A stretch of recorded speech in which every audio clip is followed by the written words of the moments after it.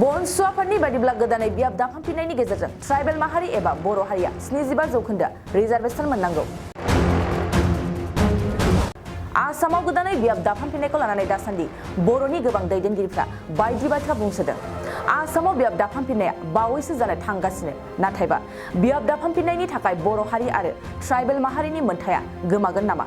बे बाथ्राखौ गोबां बर'नि दैदेनगिरिफ्रा सावरायलायदों आरो बियाब दाफामफिननायनि गेजेरनि थाखानाय ट्राइबेल माहारिनि मोनथाया गमामायैनो गोमालाङोबा बेखौ माब्लाबाबो गनायनानै लानो हानाय नङा होननानै गोबां दैदेनगिरिफ्रानो बुंसोदों। बेबादिनो बनसु आफादाबो बे एखे बाथ्राखौनो खौरां बिबुंसारनि गेजेरजों बुंथियो, लोगोसे गोदानै माखासे जौखोन्दो रिजार्भेशन होनांगौनि दाबि खालामदों। बनसु आफादा बुंदों आसामाव आसामनि जायखिजाया बियाबावनो बर' एबा ट्राइबेल माहारिया 75% रिजार्भेशन मोननांगोन। बियाब दाफामफिननायनि गेजेरनि थाखाय गासै 126 आसाम बिधान सभा बियाबा बाङोब्ला आरो सिगां बायदि थायोब्ला भारतनि संबिधाननि बायदि ट्राइबेल माहारिया 75% रिजार्भेशन मोननांगोन होननानै दाबि खालामदों। आरोबाव बेजों लोगोसेनो बर' हारिनि गेजेराव नुजाथिनाय बेबादि गासै जेंनाफ्रा आलादा रायजो बड'लेण्डनि गेजेरजोंसो सुस्रांजागोन होननानै बुंथिबावो।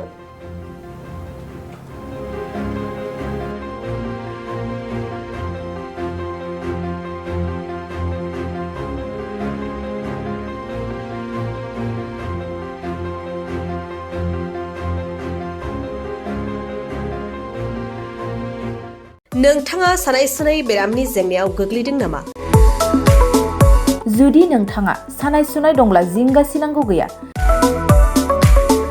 चिरां जिल्लानि बेंटल गेट साफागुरियाव दायो एसआइ निउर' थेरापि सेन्टार दंसै। बे थेरापि सेन्टाराव नोंथाङा गोरलैयैनो देहानि सानाय सुनायखौ फाहामथाय लानो हागोन। बे आथिं सानायानो जाग्रोदों, ओमफ्राय जानाया एसे सिगांनिफ्रायनो जाखादों, ओमफ्राय बिदिनो गुबुन गुबुन मुलि जाबाबायदों, ओमफ्राय हामाखै। दिनैनि ट्रिटमेन्टआ आङो एसे मोजां मोनसिनबाय।